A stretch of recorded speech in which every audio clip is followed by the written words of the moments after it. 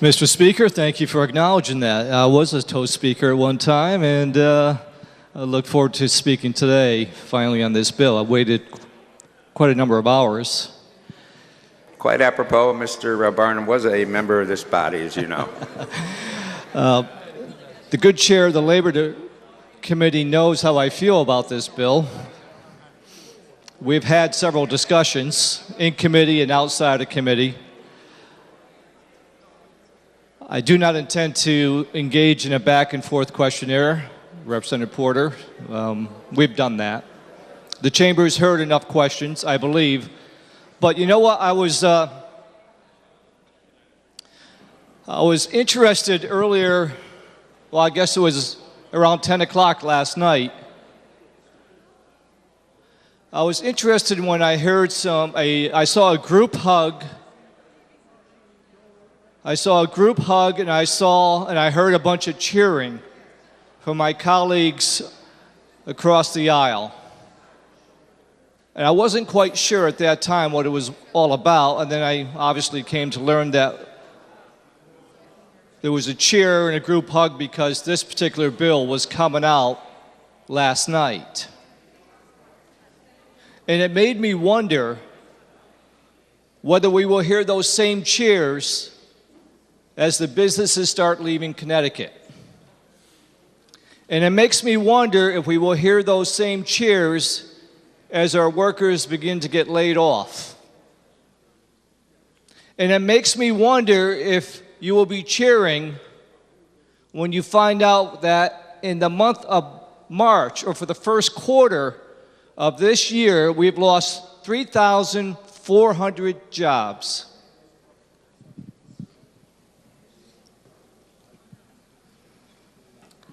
I wonder if you'll be cheering when you consider that we've only recovered 80% of the jobs we lost starting with the 2008-2010 recession.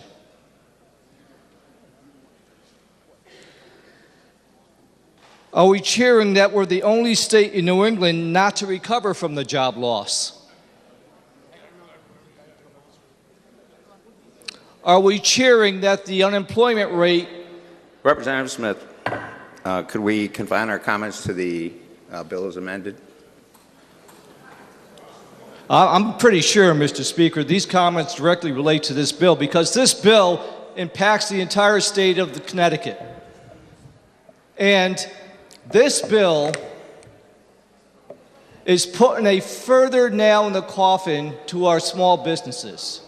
Everything I stated so far relates to the underlying bill, Mr. Speaker. Except the part about the proponents cheering among themselves. So if we could keep it to the bill as amended, I'd appreciate it. Thank you.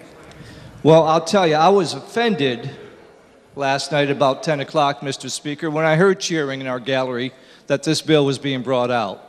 So maybe it's just I've been up a little late, and we've all have, but I was offended then, I'm offended now. I understand there's policies that my colleagues wish to bring forth. I appreciate that. I respect that, actually. We have differences in how we think we should get there. That's what it's all about. No problem. But to have the cheering and the mocking, that was a little offensive to me. So I'll move on, Mr. Speaker. I felt the cheering was a mock, yes. I did.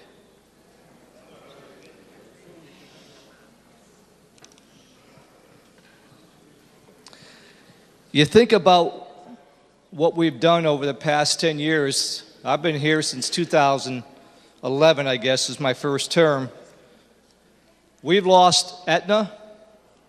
We've lost GE to other states. And Mr. Speaker, the cost of doing business in Connecticut is 9.7% higher than anyone else in the country. Almost 10%. Now think about that. The cost of doing business is 9.7% higher.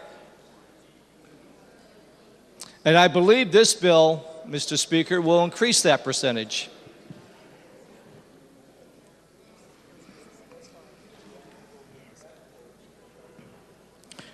Connecticut has received a grade of F from CNBC for the cost of doing business in Connecticut.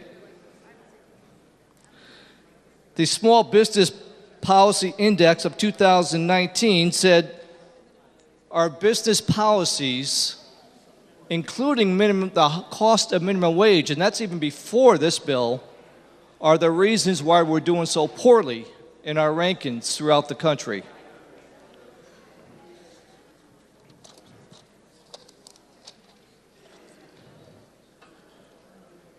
One of my colleagues earlier, and I don't remember whether it was today or last night, talked about the housing and how this bill would affect our housing crisis that we haven't recovered from. Right now, we're at a 3-year low for housing in terms of sales. People continue to leave the state of Connecticut, Mr. Speaker, because of the policies that come out of this particular committee, and I've expressed my views to Representative Porter and the committee about that in the past. It's nothing new.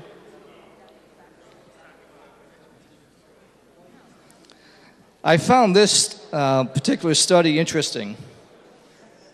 Now, millennials are our future, 20 to 30-year-olds. So millennials, right now, Mr. Speaker, Connecticut ranks 50th in the country, dead last, for millennials living with their parents. It was kind of odd to me to read that. I wanted to make sure I was reading it properly, so I read the article. And the reason we're dead last is because our millennials, and I know many of them, because I have children of that age and that age group, they cannot afford to go out and buy a house. They cannot afford to get out and get an apartment because the jobs are so scarce. And the jobs are so scarce because we have businesses leaving the state of Connecticut, like Aetna, like GE, like the mom and pops. You know, I've heard over the years, Mr. Speaker, people have approached me, Connecticut's so bad, we're going to leave. But it was, it was sporadic. It wasn't every time I ran into somebody. But I honestly must say, this year, when I run into folks in town, and I know other people have said this, so it's nothing new, they say we're out of here. We're leaving. God, that's hurtful. It's hurtful, I'm sure, to you. It's hurtful to me. I'm sure nobody in this chamber wants people to leave. I'm sure this is in their minds the best interest for the state of Connecticut. But sometimes, Mr. Speaker, we have to look at the facts. Now, the good rep from the 88th gave us an economic lesson earlier. I appreciated that. I'm not an economist. I don't know. I'm not the first one I should be telling you about how to run the economy. But what I do know is that since I've been here, the policies that have been put in place by this legislature and this labor committee have not worked. They have not worked. Now, why am I saying that, Mr. Speaker? It's not my opinion. You just look at the stats. You just look at the studies. You look at the rankings. It hasn't worked. We raised minimum wage, I guess it came out 6 years ago. 2014, it doesn't seem like 6 years ago. Seems like a little less. Maybe it was 5. Nonetheless, we raised it, but that did not spur the economy. It didn't help create more jobs. I know Rep. Porter truly believes in her mind that people put more money, they get more money in their paycheck, they're going to spend that and go to the store, and that will spur the economy. I understand that rationale, but it hasn't worked. So why do we continue to go down the road of a path that doesn't work? So when you hear some anger today, this morning, that's why, Mr. Speaker, I feel a little angst this morning, beyond being ornery and tired. But that's what's really causing this angst this morning. It's because we as a group are not doing what we should do to help Connecticut.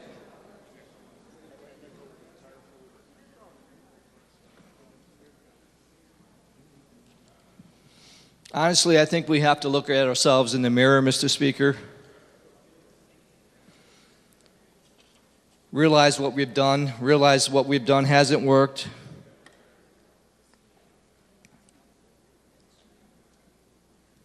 Ask ourselves how we can return the corner, and when will that be? When will we actually turn the corner here in Connecticut? We've all been patient. The people of the state of Connecticut have been patient. And they're waiting. They're waiting for us to enact policies that will turn the table, turn the tide. You look at Massachusetts, they're over 600% in jobs gained. We still haven't recovered. Mr. Speaker, we will change the tide here in Connecticut when we start changing the policies. And I hope we do it today by voting this down. Thank you, Mr. Speaker. Thank you, Representative Smith.